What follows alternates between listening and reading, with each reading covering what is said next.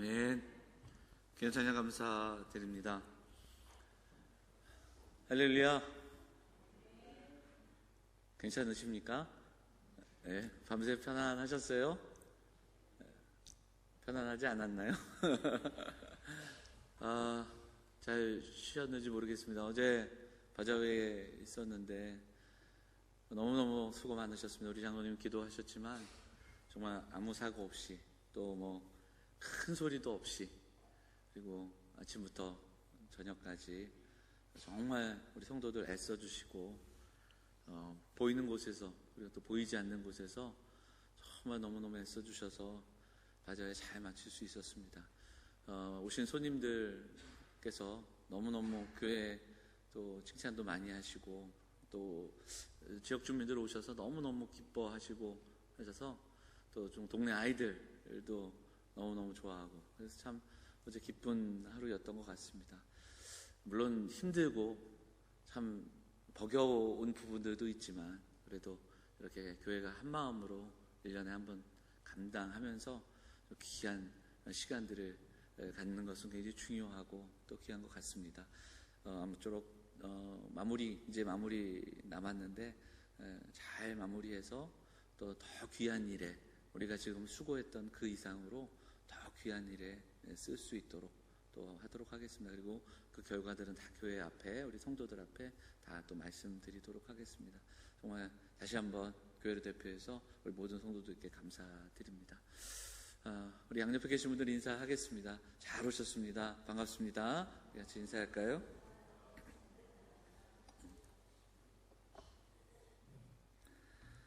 오늘 본문의 말씀 의지해서 케빈주의 교리 강해 4번째 제한적 속죄에 대한 제한 속죄 이렇게 말씀드리는 게 좀 낫겠는데요. 이야기를 좀 하도록 하겠습니다. 그 개혁주의 신앙의 구원 교리를 우리가 좀 살펴보고 있습니다. 칼빈주의의 5가지 교리를 하나씩 보는데 전적 타락 그리고 무조건적 선택을 우리가 나눴고요. 그래서 구원에 있어서 사실 우리에게 어떤 조건이나 자격이 없다는 것을 확인하고 구원의 시작과 끝이 오직 하나님의 작정과 섭리 가운데 주시는 은혜임을 우리가 나눴습니다. 사실 앞으로 나누는 오늘과 앞으로도 나누게 될 이야기들도 다 그 어떤 범주에서 벗어나지 않는 그런 이야기들입니다. 자, 오늘 제한 속죄에 대한 이야기를 나눌 텐데요. 먼저 한번 PPT를 한번 보시면서 우리 화면에 진술을 한번 같이 읽어보도록 할까요? 같이 읽겠습니다. 한번 읽어볼까요? 같이 읽겠습니다. 시작. 세상의 구주이신 예수 그리스도는 모든 사람들과 각 사람을 위하여 죽으셨고 십자가의 죽음으로 모두를 위해 구속과 죄의 용서를 얻으셨다. 자, 아멘이십니까? 아멘 하신 분들의 마음은 알겠는데 이 부분에 있어서 우리가 조금 생각해 봐야 할 부분이 있습니다. 그러니까 이 문장들을 잘 보셔야 돼요. 이 진술에 우리가 동의하는가 조금 다른 부분들이 있기 때문에 우리가 좀 생각해 봐야 됩니다. 그럼 어느 부분에 우리가 좀 생각해 봐야 할까요?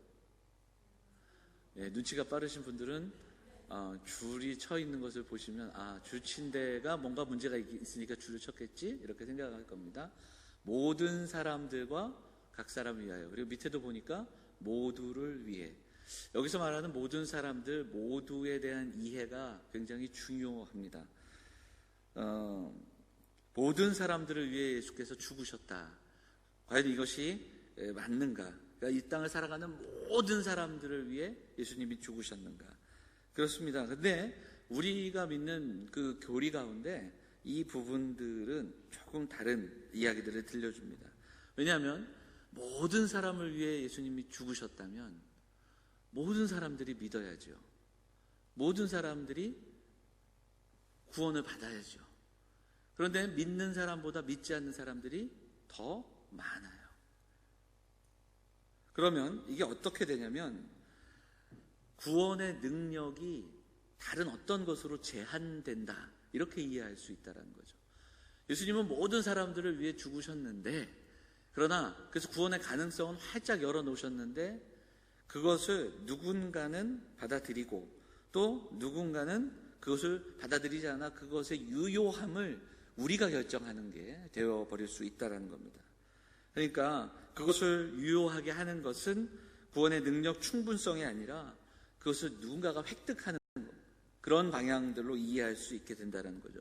믿고 순종하고 선행을 통해서 그리스도의 죽으심을, 구속을 유효하게 하는 것이 바로 우리에게 달려있다. 이렇게 이어질 수 있다는 겁니다. 이것이 이제 그 첫 번째 시간에 말씀드렸던 학론파들의 주장이에요. 방금 읽었던 주장이. 그래서 이것을 보편적인 속죄, 누구나 구원받을 수 있다. 이렇게 열어놓은, 그래서 구원을 선택하라. 구원받도록 그렇게 살아가라. 뭐 이렇게 강조할 수 있다는 거죠. 그러니까 이것의 문제는 뭐냐면 문은 정말 넓게 활짝 열어놓는데 그 문을 과연 나갈 수 있겠는가? 이 질문을 할 수밖에 없는 겁니다. 처음에는 정말 넓은 문으로 보이나 아무도 나갈 수 없는, 통과할 수 없는 문이 될 수 있다는 겁니다. 그래서 도르트 회의에서 이 이야기들에 대하여 어떻게 다시 한번 결정하는가, 그것이 오늘 이제 우리가 나눌 이야기입니다. 특별히 이것에 대해서 보편적인 속죄에 동의하지 않으면서 그리스도께서 모든 사람이 아니라 그분의 택하신 백성을 위해, 택하신 백성을 구속하기 위해 또 십자가를 지셨다, 죽으셨다, 그것으로 우리에게 진술하게 됩니다. 이것이 바로 오늘 우리가 살펴볼 제한 속죄입니다. 물론 그리스도의 피 한 방울만이라도, 한 방울로도 온 세상을 구속하고도 남습니다. 그러니까 그리스도의 그 구원은 충분합니다. 이 땅을 구원하시기에 충분합니다. 이것은 누구나, 그러니까 학론파로 이야기됐던 알미니안주의자들도 인정하는 그런 내용입니다. 그럼에도 이 제한 속죄를 말하는 것이 마치 구속의 가치와 능력을 제한하는 것, 이것이 아니라는 겁니다. 하나님께서 모두를 선택하신 것이 아니라 택하신 자들에게 구속이 적용된다, 이 이야기라는 거죠. 자, 도르토회에서 결정되었던 구원에 관한 5가지 교리를 한 번만 더 보도록 하죠. 자, 하나씩 한번 읽어볼까요? 같이 읽겠습니다. 시작. 전적 타락, 무조건적 선택, 제한 속죄, 불가항력적 은혜, 무조건적 견인, 이렇게 5가지 이야기, 오늘 3번째 이야기까지 보는데요.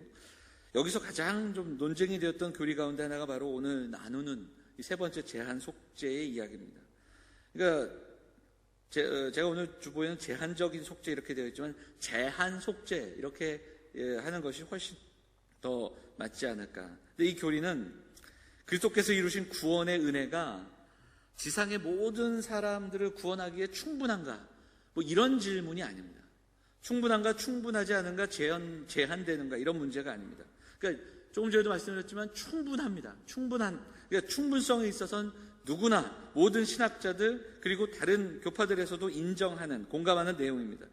그렇다면 구원의 은혜가 실제적으로 적용될 때 모든 이에게 적용되는가 그렇지 않은가, 뭐 이런 그 문제를 다루는 것도 아닙니다. 오히려 이렇게 한 2가지 정도로 요약을 해볼 수 있겠습니다. 그러니까 제한속죄 교리의 논쟁을 2가지로 한번 요약을 해보자면, 첫째는 속죄의 가능성이냐 실제성이냐, 이런 문제입니다. 2번째는 속죄의 범위가 모든 사람이냐 선택받은 사람이냐, 이 이야기인데요. 자, 가능성과 실제성에 대한 이야기를 좀 살펴보면 좀 말이 계속 어려우니까 아까도 말씀드린 내용입니다. 그러니까 가능성만을 주장하는 대표적인 자들이 알미니안주의, 그리고 카톨릭에서도 이런 이야기를 하는데요. 예수 그리스도의 십자가는 모든 이들을 위해 열려있다. 그러니까 모든 사람을 구원하기 위해 오셨고 구원은 누구나 받을 수 있도록 가능하게 하셨다, 이런 그 이야기입니다. 가능성을 펼쳐놓고서 구원의 보편성을 강조하는 겁니다. 그런데 구원의 은혜의 효과를 동의함에도 불구하고 가능성에서 멈춰지는 거예요. 그러니까 예수 그리스도의 십자가가 모두를 구원할 수 있는 가능성, 여기서 열어놓는 겁니다. 그러면 그 구원의 효과 결정은 누군가가 하느냐, 누가 하는가? 바로 그 가능성을 획득하는 자들, 그들에게 달려있다는 겁니다.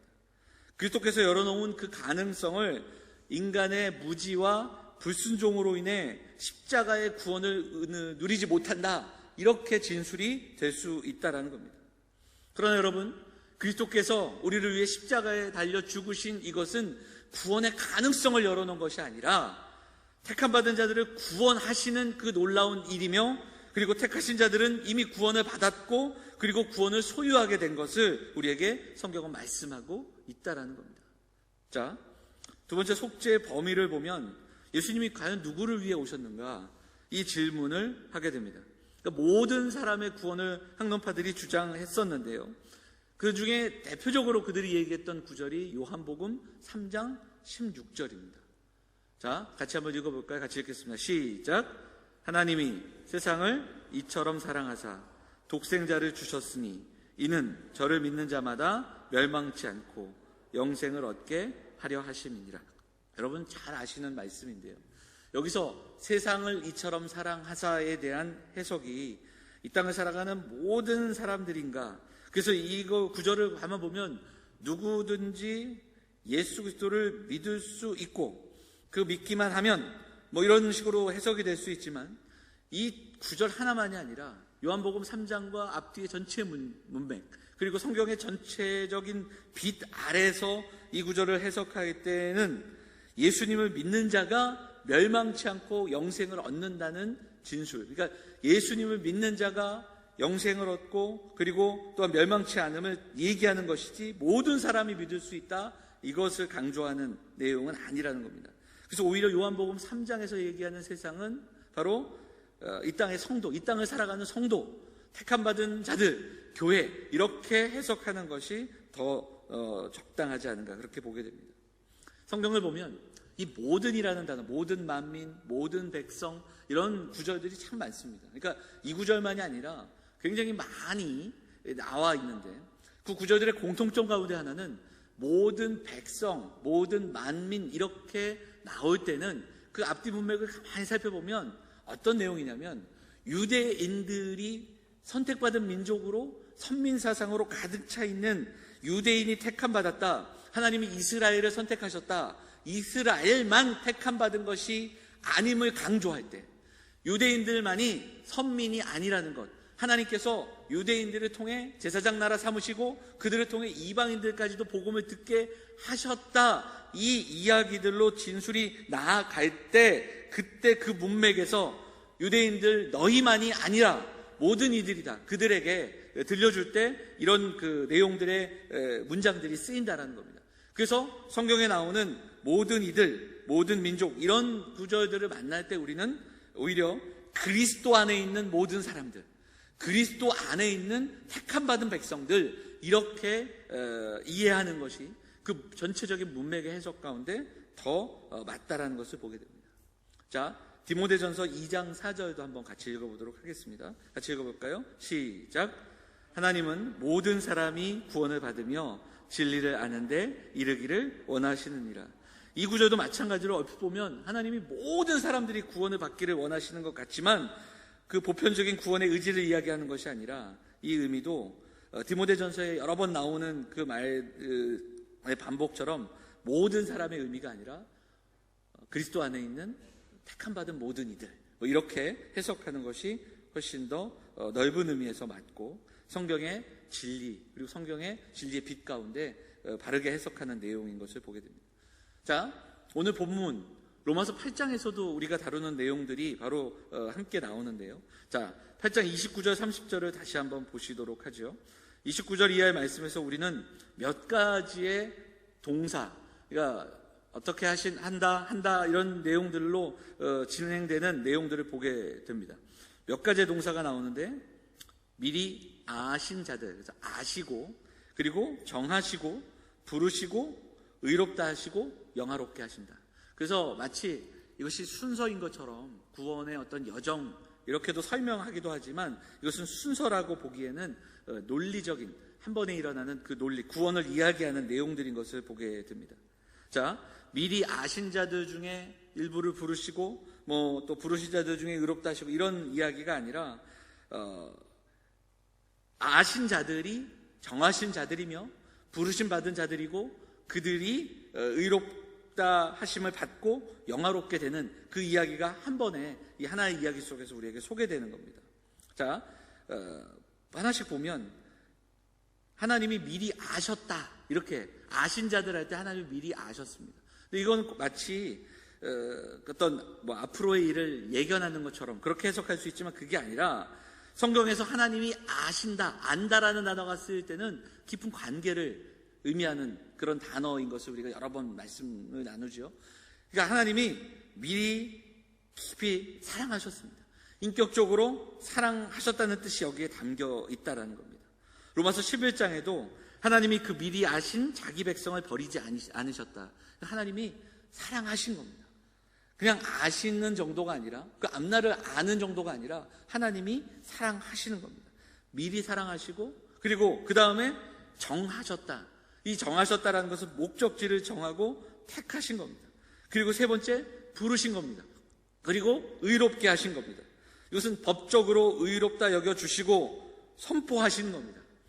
의롭다함이 하나님의 아심, 하나님이 사랑하심으로 시작해서 또 우리의 역사로 들어와서 그리고 우리의 삶으로 들어와 하나님의 모든 섭리 가운데 있다는 것을 선언하고 있는 구절이 오늘 로마서 8장 29절 30절의 이야기입니다. 마지막으로 어떻게 하십니까? 우리를 영화롭게 하십니다. 그런데 이 모든 그 순서가 아까도 순서가 아니었다라고 말씀드릴 수 있는 것이 영화롭게 하셨느니라. 영화롭다라는 건 사실 우리의 지금의 모습이 아니거든요. 그러니까 우리는 하나님이 의롭게 여겨주시는 존재이지 이제 장차 주님 오시는 그날 우리는 정말 영화로운 존재가 될 텐데, 그런데 여기서는 어떻게 표현하냐면 영화롭게 하셨느니라. 이것은 이미 이루어진 일로 우리에게 진술하는 겁니다. 그래서 여기에 나오는 모든 일들, 미리 아시고 시작된 이 모든 일들이 하나님의 작정과 섭리 속에서 이루어진 것으로 간주하고 선포하고 있다는 겁니다. 창세전에 하나님이 우리를 아셨고 사랑하셨고 택하셨고 불러주셨고 그리고 의롭게 여겨주시고 영화롭게 하셨음을 선언하는 본문이 로마서 8장, 구원의 은혜를 이렇게 짧은 구절 속에서 이렇게 확실하게 요약해 놓은 본문이 없을 정도로 선포하는 그런 내용인 것을 보게 됩니다. 오늘 우리가 제한 속죄라고 나누는 이것은 구원이 누구에게 효력이 있고 또 의미가 얼마나 제한되는가 이런 이야기가 아닙니다.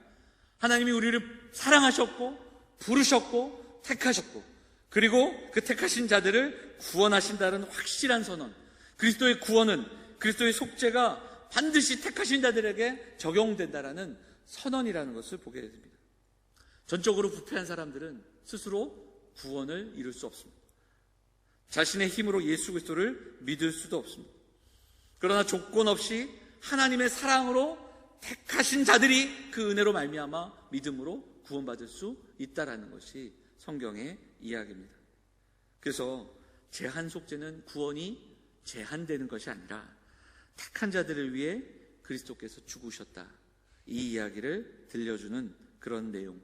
구원이 열린 가능성으로 모든 사람들에게 구원이 열려 있는데 누구는 선택하고 누구는 받아들이지 않고 그런 이야기가 아니라 하나님이 아시고 부르시고 택하신 자들을 구원하신다는 그 이야기를 우리에게 들려주고 있다는 겁니다.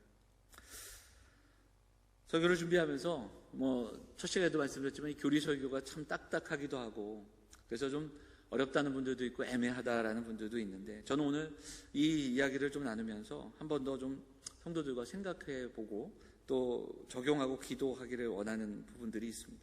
사실 성경에 보면 성경을 뒤져봐도 전적 부패라는 단어, 무조건적 선택, 제한 속죄 이런 단어가 나오질 않습니다.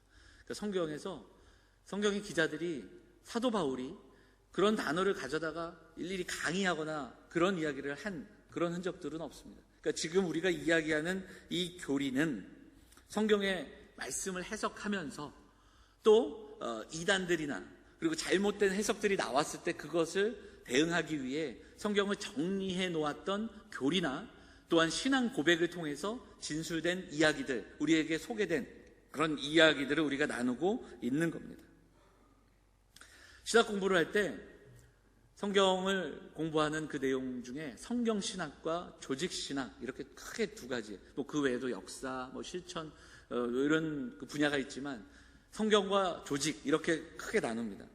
그 가운데 조직신학은 그 공부하는 그 원리가 성경에 나오는 개념이나 원리를 가져다가 먼저 결론으로 진술을 해놓고 이것과 관련된 성경 구절들을 다 찾아다가 그 내용들을 뒷받침하며 증거를 찾아내는 그런 과정들, 연역적인 방법을 쓰는 것이 주로 조직신학의 내용이었습니다. 예컨대 하나님은 사랑이시다 이렇게 하면 하나님은 사랑이시다 이것과 관련된 구절들을 다 찾아서 그것을 증명해내는 겁니다. 하나님의 구원은 모든 사람을 위한 구원이다. 아까 우리가 오늘 학문파들의 첫 주장들을 이야기했다면 그 이야기를 주장할 때 거기에 관련된 구절들, 요한복음 3장 16절을 비롯해서 본인들이 그 본문이 그렇다고 생각하는 부분들을 다 가져다가 그 결론을 입증해내는 그런 작업들을 조직신학에서 하게 됩니다. 근데 문제는 성경의 해석입니다. 그러니까 성경의 텍스트가 가진 그 상황과 맥락과 의도가 충분히 고려되지 않고 그 문장에서 모든 사람 그리고 모든 이런 단어가 있기에 그런 결과와 연결을 시키게 되면 좀 쉽게 해석이 되지 않고 또 그릇된 방향으로 갈 수도 있습니다. 그래서 조직신학인데 학생들이 공부하면서 조작신학이다 이렇게 우스운 소리로 이야기하면서 그렇게 어려워했던 그런 내용들도 보게 됩니다. 그럼에도 불구하고 우리가 이 이야기들, 이 어렵고 또 딱딱한 이야기들을 나누는 것은 중요하기 때문입니다. 왜 그런가? 논쟁의 여지도 많고 애매한 경우도 많고 이해하기 힘든 이야기들도 많지만 우리는 이 교리, 그러니까 전통에서 그리고 신조를 통해 신앙 고백을 통해서 많은 신앙의 선조들이 정리하고 또 찾아냈던 이 교리들을 배우고 나누는 이야기들도 결국은 성경을 바르게 해석하기 위함입니다. 성경을 제대로 이야기하기 위해 그러니까 성경의 큰 빛, 성경의 큰 진리들을 찾아서 성경에서 창세기부터 요한계시록까지 이야기하고 있는 그 진리의 빛, 성경에서 얘기하는 구원의 은혜, 하나님의 작정, 섭리 이런 내용들이 정리되어 있는 이 내용들을 통해서 다시 한번 성경을 해석하는 성경의 전체적인 진리 아래 본문을 해석하고 균형을 갖추는 훈련을 우리가 하기 위해서입니다. 그런 의미에서 이런 우리가 나누는 지금 교리들 그리고 신앙 고백 그리고 그에서 나오는 어떤 문답들이 정말 중요한 이유가 거기에 있습니다. 왜냐하면 우리의 자산이고 그리고 진리의 말씀을 정리하고 그리고 하나님의 말씀을 더 이해하는 데 중요한 도구가 되기 때문입니다. 예전에도 말씀드렸지만 세계 기독교 인구 조사를 보면 세계 기독교 가운데 제일 많은 분포가 성공회 그리고 오순절을 팝니다. 유달리 한국은 장로교가 많은 거죠. 그 세계에서 장로교 교인들은 기독교 교인들 보면 성공회가 더 인구로는 많고요. 그 다음에 오순절 그리고 침례 이런 순으로 가서 우리가 7번째 정도 됩니다. 장로교가 7번째, 8번째 그 정도 되는 기록을 보게 됩니다. 한국에는 그 선교 역사를 볼 때 선교사들이 장로교 선교사들이 먼저 왔기에 참 장로교가 굉장히 많은 분포를 차지하게 됩니다. 7번째, 8번째 정도밖에 되지 않는 그 장로교의 어떤 그 인구이지만 교회 역사와 신학의 학문을 이렇게 살펴보면 제가 조금 전에 설명드렸던 조직신학 관련된 박사 논문이나 그리고 신앙 고백서 이런 것을 가진 교단 그리고 이런 것을 가진 장로교입니다. 그리고 개혁주의가 바로 이런 그 신학 속에서 신학과 그리고 이런 내용들이 참 많습니다. 그러니까 우리는 정말 이것을 소중히 여기고 감사해야 됩니다. 그리고 배우고 익혀서 성경을 균형 있게 해석하고 그리고 또 배우는 그런 이야기들로 삼아야 됩니다. 교리, 다른 말로는 교의라고 하는 것, 이것은 체계적이고 조직된 말씀이며 접근이다 이렇게도 설명할 수 있는데 지난주 잠깐 설명했던 고대신앙, 우리가 흔히 아는 무속신앙 이런 것은요 이런 친밀한 체계적인 가르침이 없습니다. 동네마다 달라요. 동네마다 섬기는 게 다르고 그 섬기는 원리가 다릅니다. 나무를 섬기고 산을 섬기고 무당마다 구슬하는 방법부터 시작해서 또 그 결론을 도출하는 방법들 전보는 기술도 다 다릅니다. 무당 마음이에요. 그러나 기독교는 치밀한 가르침의 체계가 있습니다. 가르침의 종교이며 계시의 종교이고 말씀의 종교입니다. 성경의 텍스트가 성경의 말씀이 2000년, 3000년 전에 이 말씀이 오늘날 우리가 살아가는 그 삶 속에서 이 삶의 콘텍스트에 적용되기 위해서는 여러 가지 간격이 있는데, 시간, 문화, 그리고 또 어떤 공간, 이런 지리, 이런 간격이 있는데, 이 간격을 메우는 것이 신학입니다. 하나님의 말씀을 배우고 익히고 그리고 정리해 놓은 그 내용들을 가지고, 이 신학의 전통과 그리고 내용들을 가지고 성경 말씀을 잘 해석할 수 있도록 도움이 되는 것, 이것이 바로 신조와 교리와 그리고 신앙 고백서의 내용들이라는 겁니다. 또한 마지막 때를 살아가는 우리가 잘못된 이단과 거짓된 가르침을 분별할 수 있는 이 근거가 바로 이런 교리와 그리고 이런 신앙 고백, 그리고 이런 신조를 통해서 우리가 정리된 가치, 정리된 하나님의 말씀을 통해 또한 구별하고 분별할 수 있다는 겁니다. 우리가 이 말씀을 나누면서 구원의 큰 이야기들, 구원의 뜻, 구원의 교리를 나눌 때에 하나님께서 택하시고 부르시고 그 택하신 자들을 의롭게 하시는 그 이야기들을 통해서 우리가 그 이야기들을 붙들고 하나님의 말씀을 다시 한번 해석할 수 있는 사랑하는 성도들이 되시기를 간절히 소망합니다. 개혁신학의 이야기는 구원의 교리를 통해서 우리에게 주신 구원의 이야기, 그리고 이 신학이 가지고 있는 은혜의 교리를 가지고 성경의 큰 그림들을 머리에 넣고, 그리고 그 성경의 큰 그림 속에서 하나님의 말씀을 읽어가며 우리가 받은 구원의 기쁨과 감격을 다시 한번 진심으로 회복할 수 있는 사랑하는 성도들 다 되시기를, 그리고 그 말씀을 우리의 삶으로 적용하는 자리까지 나아갈 수 있는 우리 사랑하는 성도들 다 되시기를 주의 이름으로 축원을 드립니다. 자, 그런 가운데 우리가 한 가지 더 생각해 보도록 하겠습니다. 이 구원의 은혜, 구원의 교리들을 나누면서 우리가 전적으로 부패한 자들이며, 그리고 하나님이 우리를 조건 없이 선택하시고 사랑하셨고 미리 아시고 불러주시고 택하신 자들을 끝까지 영화롭게 하신다라는 이 이야기들 속에서 하나님의 말씀을 묵상하는 이유, 이 구원의 은혜를 깊이 묵상하지 않으면 좀 잘못된 현상들이 우리의 신앙 속에서 나타나게 됩니다. 그 중에 하나가 아주 간편한, 아주 단순한 신앙으로 변질되게 됩니다. 구원받았기에 우리의 삶은 어떻게 살아가든지 그 은혜의 교리가 잘못 이해될 때 우리는 이미 은혜 받은 자들이고, 그리고 하나님이 우리를 끝까지 택하실 것이기에 우리의 삶은 어떻게 해도 된다, 이런 단순한 그리고 변질된 신앙으로 살아갈 수 있다는 겁니다. 교리는 있지만 그 교리가 적용되지 않아 삶의 자기중심성으로 살아가는 그런 모습들이 있을 수 있습니다. 또 한 가지, 반대로 우리는 전적으로 하나님의 선택과 은혜 가운데 구원을 받았음에도 불구하고 우리의 신앙이 자꾸만 무엇을 함으로 인정받고 확인하고, 그리고 우리 안에 끌어나오는 열심과 우리 안에 있는 어떤 그 눈물과 그리고 수고와 이런 것을 통해서 자꾸만 그 끊임없이 헌신과 그리고 또 선행을 쌓아가야 무언가 내가 구원을 이루는 것 같은 착각을 하며 살아갈 수 있다는 겁니다. 이것이 공로주의고, 그리고 심지어는 교회가, 그것도 장로교, 이 교리를 갖고 있는 교회들이 오히려 우리가 하나님의 은혜로 구원받았다 선언하면서도 성도들에게는 더 많은 선행과 또 더 많은 열심과, 그렇게 해야 그 삶 속에서 구원을 확신하는 것처럼, 신앙을 담금질하는 것처럼 그렇게 잘못 변질될 수 있다는 겁니다. 사랑하는 여러분, 구원은 하나님의 전적인 은혜입니다.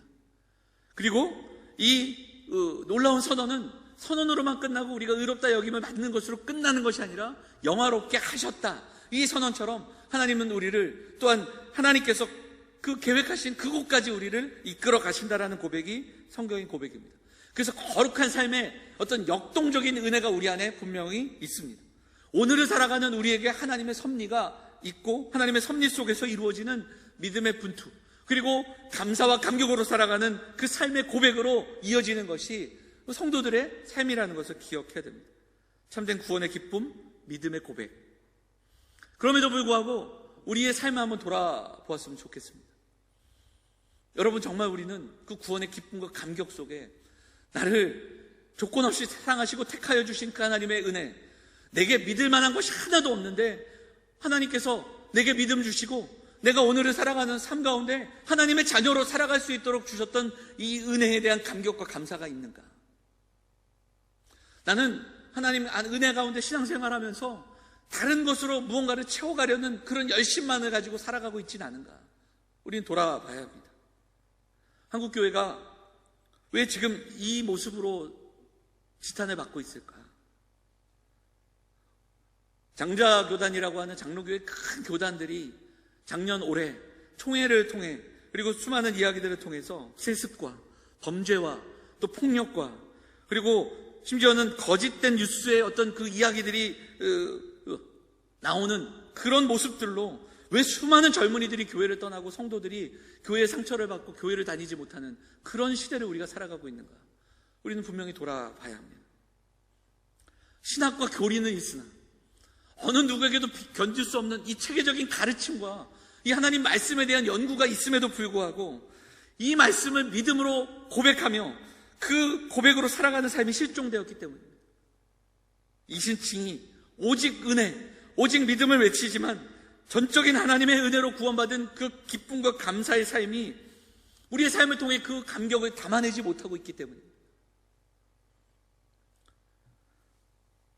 전적인 타락, 무조건적인 선택, 제한 구원을 말하는 사람들의 삶이 오히려 반대, 그릇된 이야기들을 전하는 사람들의 삶에서 담아내는 그 은혜만큼 그것을 담아내지 못하기 때문입니다. 말은 은혜인데 심지어는 구원파들이 이야기하는 이야기와는 다를 바 없이 살아가는 그런 모습들이 있기 때문입니다. 이 값진 신앙의 고백, 이 신앙의 고백들을 가지면서도 이 유산을 가졌음에도 불구하고 이 말씀을 배우고 묵상하고 씨름하고 그 말씀의 지도를 받고 그 말씀대로 살아가는 그 은혜 받은 자로 살아가는 그 감사와 기쁨이 사라졌기 때문입니다. 부르심을 받았고 전적인 택하심을 받았고 그리고 그 은혜에 합당한 삶을 살아가야 한다면 우리가 살아가는 이 땅에 우리의 인생을 모두 걸지 않으며 또 이 땅에 하나님보다 더 사랑하는 것을 두지 않으며 내게 나 같은 것도 구원하신 하나님의 은혜에 감사하여서 하나님의 나라, 하나님 나라의 그 소망을 품으며 더 알기 위해, 더 그 말씀대로 살기 위해, 하나님의 자녀답게 살기 위해 나를 부르신 그 은혜에 정말 감사의 마음으로 더 하나님을 사랑하기 위해 살아가는 우리들이 되어야 되지 않겠습니까? 사랑하는 여러분, 이 아침 오직 우리가 하나님의 은혜로 구원받은 사람들이라는 것을 다시 한번 가슴에 새기고 기억하고 기도하는 우리 모두가 될 수 있기를 간절히 소망합니다. 여러분, 그 마음으로 우리를 부르시고 택하시고 구원하신 우리 하나님 앞에 겸손히, 더 겸손히 이 시간 십자가 앞으로 나아가는 우리 사랑하는 성도들 다 되시기를 간절히 소망합니다. 찬송가 494장에 보면 만세반석 열리니 그 찬양 아시죠? 그 찬양을 보면 가사 2절이 이렇습니다. 한번 읽어볼까요? 같이 읽어보겠습니다. 시작. 내가 공을 세우나 은혜 갚지 못하네. 쉼이 없이 힘쓰고 눈물 근심 많으나 구속 못할 죄인을 예수 홀로서. 이렇게 읽으니까 좀 이렇게 와닿지가 않죠? 내가 공을 세우나 은혜가 갚지 못하네.